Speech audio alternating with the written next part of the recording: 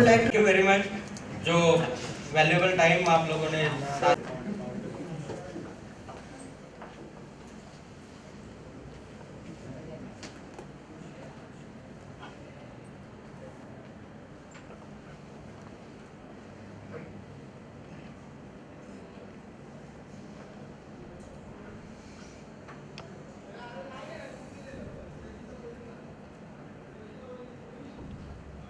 Okay sir. Electrical जो avoidable है उतना तो बैटरी है, प्रेजेंटली वो कॉस्टली है, लेकिन उसको ट्रांसफर करने से रात को अगर आप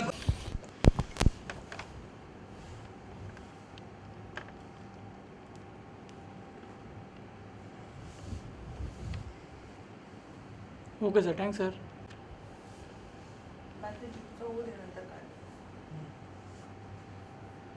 ऑडियो का अमोल भाई थोड़ा सा सेंटर में जगह दे दे तो फोटो अच्छा आ जाएगा।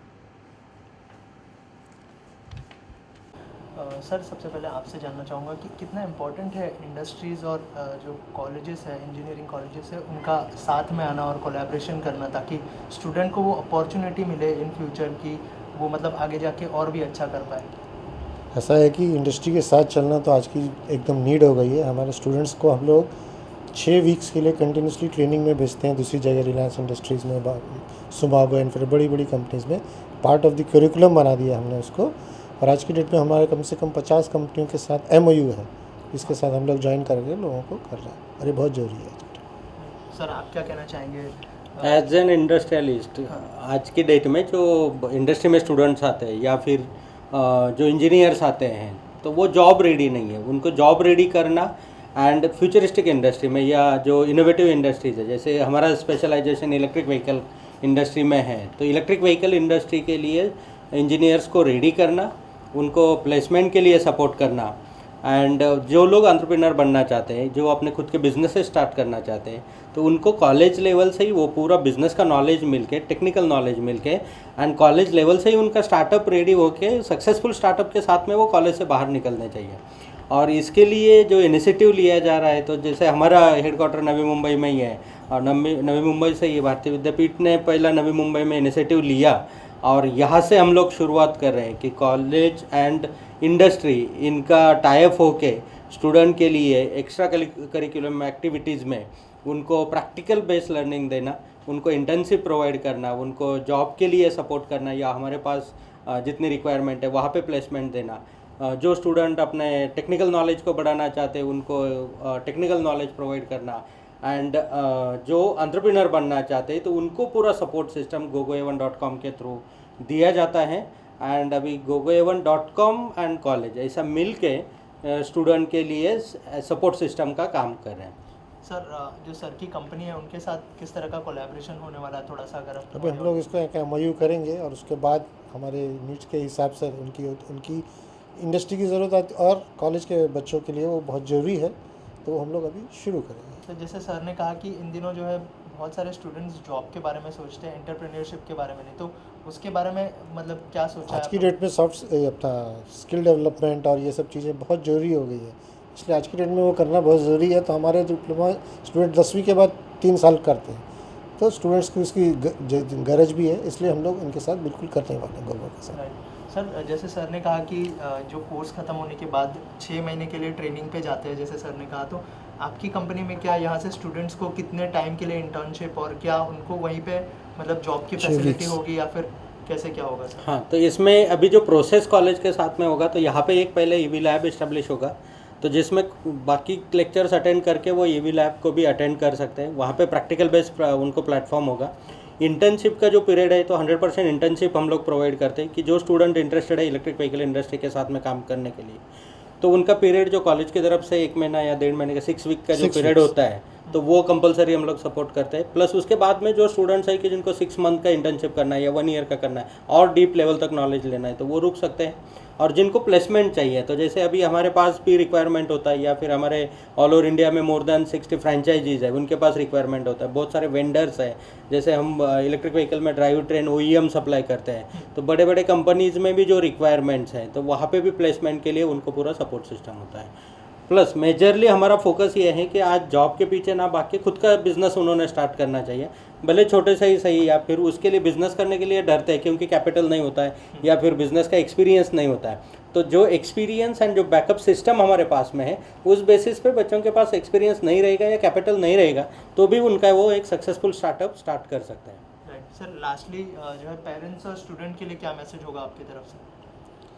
मैं तो हमेशा पेरेंट्स और स्टूडेंट के लिए बोलता हूँ कि इंडस्ट्री कोलैबोरेशन हमारे लिए बहुत ज़्यादा ज़रूरी है। और पेरेंट्स को भी मैं ये बहुत बार रिक्वेस्ट करूँ कि हमारे पास बच्चे इतने रहते हैं कि उनको किस कंपनी में 6 वीक्स की ट्रेनिंग देना, ये एक बड़ा एक चैलेंजिंग जॉब है। तो हम पेरेंट्स को भी बोलते हैं, अगर आपके आज की डेट में मैं भी बोलता हूँ, एक स्टूडेंट अगर एम्प्लॉय एंटरप्रेन्योर बनता है तो 10 आदमी को एम्प्लॉय करेगा, क्योंकि बेसिकली इंडिया में अभी एम्प्लॉयमेंट थोड़ी कम हो चुकी है। तो अगर वो स्किल डेवलपमेंट के हिसाब से कुछ भी करके इलेक्ट्रिकल इसमें डाल के थोड़ा भी करे और 10 आदमी को नौकरी दे तो बहुत अच्छी बात है उसकी। सर आपकी तरफ से क्या मैसेज होगा जो पेरेंट्स और जो स्टूडेंट्स आपको देख रहे हैं? पेरेंट्स को जिस तरीके से पीछे का दौर था कि जो जॉब से अर्निंग करना, अब वो ख़त्म होते आया है। आज आप गवर्नमेंट जॉब में भी है तो भी सिक्योर नहीं है, क्योंकि हर जगह पे आप 90% परफॉर्मेंस एंड 10% सिक्योरिटी बची है। अगर 90% आप परफॉर्म कर सकते हैं तो आप खुद का एक बिजनेस भी अच्छे से ग्रो कर सकते हैं। तो इसीलिए आज इम्पोर्टेंट हो चुका है। और अभी बदलते हुए महंगाई के साथ में बदलते हुए दौर में अब इंडिपेंडेंट आइडेंटिटी क्रिएट होना और अनलिमिटेड ग्रोथ करना या फिर आपका खुद का डिसीजन मेकिंग पे खुद का बिजनेस इस्टेब्लिश करना, ये बहुत ही इंपॉर्टेंट हो चुका है। क्योंकि अभी वो ज़माना नहीं रहा है कि बच्चे जैसे कॉलेज से बाहर निकले और उनको directly white collar job ready है या गवर्नमेंट जॉब रेडी है या फिर इंडस्ट्री में कुछ उनको कंपटीशन नहीं है। बहुत कॉम्पिटिटिव मार्केट बन चुका है और ये पेरेंट्स को माइंडसेट को चेंज करना होगा कि हम चाहते हैं या हमें क्या लगता है। इससे भी ज़्यादा इम्पॉर्टेंट है कि मार्केट की आज की सिचुएशन क्या है। सिचुएशन के हिसाब से अगर हम लोग बच्चों को ट्रेन करेंगे, उनको सपोर्ट करेंगे, और बहुत टैलेंट है उनके अंदर, बहुत डेडिकेशन है, वो मेहनत करना जानते हैं, वो आज नई चीज़ों के ऊपर काम करना चाहते हैं, बट हमारे थोड़े से सपोर्ट की उनको ज़रूरत है। अगर हम उनको उस डायरेक्शन में सपोर्ट देंगे तो वो कुछ भी करके दिखाने के लिए तैयार है। सिर्फ हमें उनको रजिस्ट नहीं करना है कि हम कहते हैं वैसा ही करो, थोड़ा सा उनको भी समझ के लेना है और वो क्या बोलना चाहते हैं उस डायरेक्शन में सपोर्ट करना है। Thank you sir, thank you so much. Thank you. One question. And with Delhi government, any ideas and any suggestions for the Maharashtra EV policy? हाँ, जैसे gogoevan.com का जो ऑथराइज कन्वर्जन किट्स है और जो स्क्रैपिंग पॉलिसी है, तो scrapping policy में जो पुराने व्हीकल्स है वो स्क्रैप किए जा रहे हैं, बट दिल्ली गवर्नमेंट ने gogoevan.com को इम्पैनलमेंट दिया है और उसके साथ में जो पुरानी गाड़ियाँ स्क्रैप करने के बजाय वो इलेक्ट्रिक करके आप फिर से यूज़ कर सकते हैं। ये इनिशिएटिव उन्होंने लिया है। अभी चंडीगढ़ गवर्नमेंट ने भी वो इनिशिएटिव लिया है एंड महाराष्ट्र में भी, क्योंकि 10 साल में 15 साल में गाड़ी एकदम यूजलेस नहीं होती है, सिर्फ पोल्यूशन क्रिएट कर रही है, इसको इसीलिए उसको स्क्रैप करना है। तो इंजन हट गया तो पोल्यूशन हट गया, इंजन निकाल के वो इलेक्ट्रिक हो जाती है। प्लस गवर्नमेंट प्रोक्योरमेंट 100% इलेक्ट्रिक, जैसा महाराष्ट्र गवर्नमेंट ने बहुत अच्छा स्टेप उठाया, बट 100% इलेक्ट्रिक परचेस करते समय जो पुरानी गाड़ी है उसका क्या करेंगे। तो उससे बेटर सोल्यूशन है कि जो एग्जिस्टिंग व्हीकल्स है उनको ही कन्वर्ट करो ताकि कॉस्ट सेव हो जाए। Second thing, number of vehicles road पे ना बढ़े। एंड थर्ड थिंग, क्योंकि एक नया गाड़ी, एक स्क्रैप होकर नया गाड़ी आता है तो अगेन टैक्सेस आ गए, अगेन मैन्युफैक्चरिंग का रीप्रोसेस आ गया, अगेन पोल्यूशन हो गया एंड अगेन उस व्हीकल को रोड पे लाने के लिए वो एडिशनल व्हीकल हो गया। तो इसीलिए जो एग्जिस्टिंग है वही ओवरलोडेड है, उन्हीं को कन्वर्ट करना आज के डेट में ज़रूरी है। Thank you sir, thank you sir. Sir क्या कहना चाहेंगे, आज का जो सेमिनार था उसके बारे में थोड़ा सा बताइए कि कितना फ्रूटफुल रहा और कैसा रहा? अभी क्या है, I am head of department, mechanical department का हेड हूँ मैं। यहाँ से 32 साल से मैं काम कर रहा हूँ। तो ये जो आज का सेमिनार था वो that is a need for the students. और हमारे Maharashtra state board of technical education ने हमको एक सब्जेक्ट ऐड किया है 3rd ईयर में, emerging trends in mechanical engineering. इसमें एक बहुत सारा एक मेजर टॉपिक है that is regarding E vehicles. So E vehicles, hybrid vehicles और फ्लेक्स इंजिन्स, सो ये एक मेजर टॉपिक है। तो वो बच्चों को क्या है, कैसा है, वो मालूम होने के लिए आज का जो सेमिनार हुआ बहुत ही बढ़िया था। बच्चे भी उससे बहुत सारा खुश हो गए और they are also excited to learn more about this e vehicles. Okay sir, thank you so much. Sir आज के सेमिनार के बारे में बताइए और कितना यूज़फुल होगा ये जो स्टूडेंट्स आज जिन्होंने सेमिनार अटेंड किया है। Yes, sir. Myself, Suhas Sawant. I have retired from Bharati Vidyapit in the year 2018. उस टाइम से I am working in Raigarh district with many of the environmental social working organisation. तो आज का seminar इस point से important है कि fossil fuel and petrol diesel all that is producing tremendous amount of pollution, और again simultaneously electrical energy in India is major is hydro energy and it is very cheap. तो जहाँ किसी आदमी को दिन में 350 रुपये का पेट्रोल लगता है, उसी जगह इलेक्ट्रिकल एनर्जी सिर्फ 35 रुपीज़ में उसको दिन भर गाड़ी घुमा सकता है। तो it is good from the economic point of view and it is good from the environment point of view. तो आज का सेमिनार बहुत ही अच्छा हुआ और बच्चों ने भी बहुत इंटरेस्ट से ध्यान दे के वो सब सुना है, मुझे भी बहुत अच्छा लगा। Thank you sir, thank you so much sir. सबसे पहले आज का जो सेशन हुआ उसके बारे में कुछ बताइए, और ये ऑडियंस, ये जो हमारे बच्चे हैं उनके लिए कितना यूज़फुल होगा, प्रैक्टिकल नॉलेज है स्पेशली जो मतलब आगे उनको काम आने वाला है, तो कितना यूज़फुल होगा उनके काम के पॉइंट ऑफ व्यू से। See, basically electrical vehicles is the latest trend, one of the latest trend in electrical engineering, and also need of the hour, I should say, because we have to save our mother earth, and electrical vehicles are going to replace all fossil fuel vehicles, gasoline vehicles globally.